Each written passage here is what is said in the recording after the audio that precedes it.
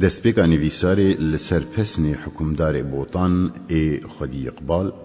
میر زەیدین کوڕێ میر عەبدال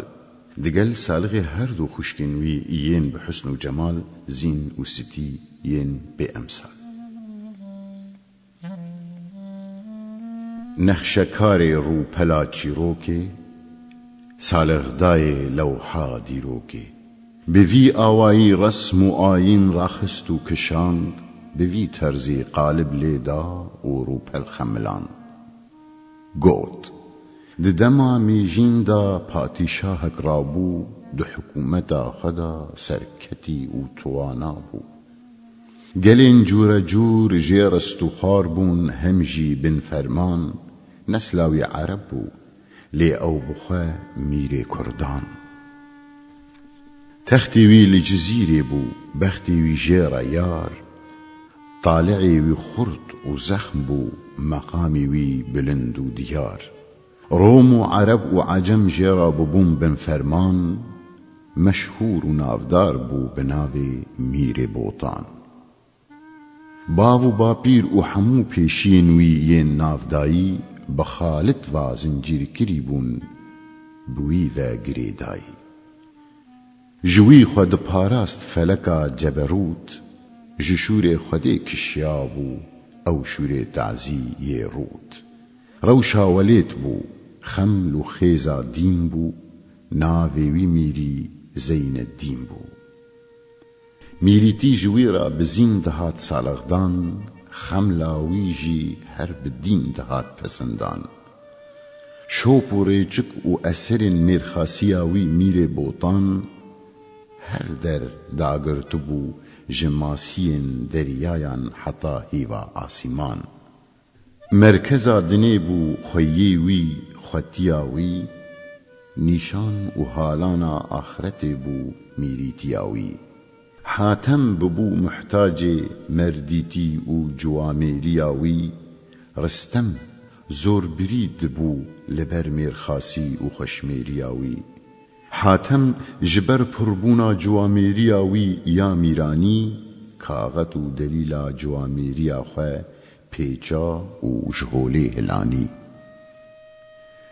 aqil û huner û şerkarî û ciwamêrî dîsîplîn û têkûzî û dûzen û kargêrî dadimendî û dewlemendî û dîndarî fermandarî û êrîşkarî û parêzdarî داگرتی بوو ji her yekê ji wan xezîneyeka wî ve şartî bû ji her yekê ji wan defîneyeka wî bi destî wî diket bê zehmet û azar dibû para wî bê ziyan û xesar her tewr cewher û tiştên kêm peyda bûyî yên hêja ji her rengî tiştên rengxweş û birqok û giranbiha hemî tiştên mumkin ên daxwazkirî û xwestî xwedê li nik wî kirbûn heyî û xistibûn destî bi wî mirov digiha doz û daxwaza xwe bi wî mirov digiha evandî û niyaza xwe nava mala wî tije bû ji nazanînên wek periyan بهشتا وی تuje bû yanî ji horî û serhorîyan di bihişta wî de horiyên wî gelek bûn xizmetkarên di huzûra wî da jî melek bûn lê ji ewladên wê malbata dewletê ya mîranî ji fêkiyên wî bexçeyê exlaqê pak nûbarên wî postanî di dotmîr hebûn لنک وی میرê dilsoş ew mîr weke hîvê bû ew her du dot mîr jî dirroj yanî ji wê nijadê û bera serbilind du xuşkên wî hebûn her du jî nazdar û rind yek dara ser wê bû bexçeyê wê duristî û rastî bû navê wê xuşkê bi rastî stî bû xuşka dî ji dil û hinavê mîr bû navê wê jî nîvê navê mîr bû çîrokbêj bi awayekî sergirtî wiha bi min dazanîn ew horî jî ناوی زین لێ هاتبوو دانین. یەک زێدە شێرین و زێدە خوشدوی و حەسگری بوو، یەک گیانێ دلان بوو ji حۆریان واژی کری بوو. یەک ئەسمەر بوو یاد دویان ژی گەژ و زەری بوو، یەک حۆری بوو یاد دوان ژی بخوا پەری بوو. ڕوومەتا وان حۆری و پەریان نەدەهات بیوان و وەزناندن، لەورا هەردوو ژی ji نوورا خودێ هاتبوون ئافراندن. چ کەسێک نەدیتبوو وەک ڕندیە ڕیên وان ڕندی،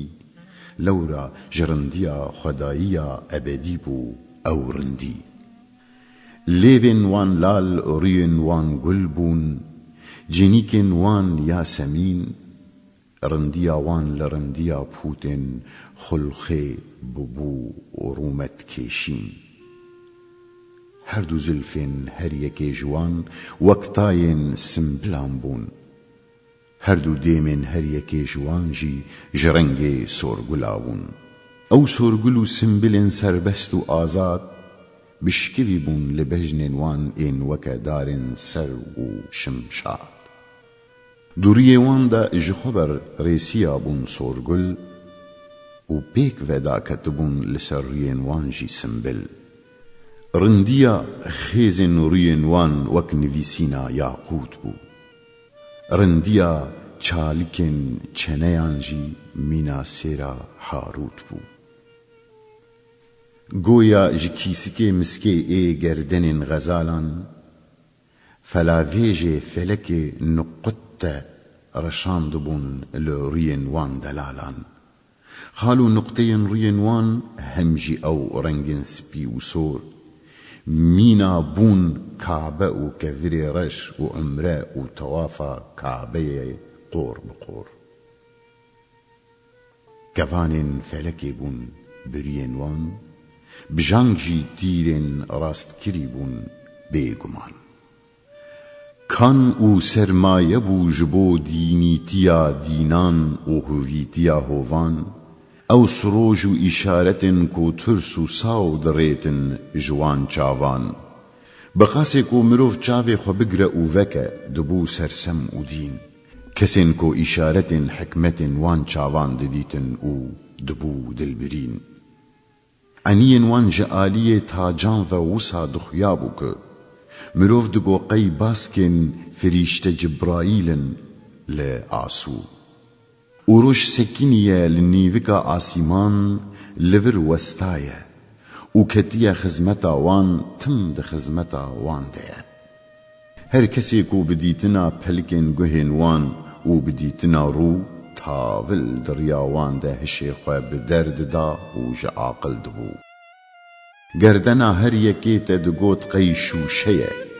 di destê me yî girde ye û dijî me ye. yan dişibiya şûşeya şekirê nebatê، yan dişibiya serçaviya ava hayatê. sertilî û neynûkên wan ên henekirî yên xweş، dibûn êş û azar diketin dilên hêsa û geş. kesê ku bi dîtina newqên wan ên zirav ciyên kemeran، tavil ji kûrana dil dikşand ji derd û keseran. dema wan nîşan dida zend û bazin، êdî qet nediman gilî û gazin. gerçî ew her du giyan bûn، lê di rindiyê de wek cêwiya bûn. gerçî sitî nezanîn bû mîna periyan bû، lê belê zîn jî wek serhoriyan bû. gerçî sitî wek stêrek rengxweş bû، lê zîn bi rûyê xwe weke hîvê geş bû. gerçî sitî wek hîvê bi şewq û şemal bû، lê zîn wek rojê bû ter û teze û delal bû. ew herdû wek du şevçirayan، gava dimeşiyan bexçe û mêr û pintarên çiyayan. dixistin nalînê heta bigihêje lawiran û tiştên bêgiyan، talan dikirin mirov û tiştên rêshayî yên weke giyan. kofiyên wan bi cewhera xemilandî û tacgirî bûn، gerdeniyên wan bi xişrên netrik zincîrgirî bûn. دماوان خشرین خوین انیان به انین خواه برددان اویندار جی دستی اوین دمران گیانین خواه به درددان اف خشرین قشت و هنبل اف خمل و خیز گل پیشی آوان و پیوان لراست و چپین وان دبون ریز و دگل وی خمل و خیزی دمشیان او هرد و پری گیج و سرسم دکرن ده عبادت خانه آن دولی هرچی گو شیخن هرچی گو ملا و میرن هرچی گو درویشن هرچی گو دولمند و فقیرن کستنکو جرندی را نبه خستو خود الخواز کستنکو گهاشتنا جمیاری جیر نبه داخواز داخوازا هنکان رندیا نقدیایی یا ابدیه لاش توش و بفیدجی داخوازا هن کسندیه لیبلی داخوازا حمیان یک براستی اوجی دوسته فرقا کو هیه وک فرقا نافبرا مجی و پوسته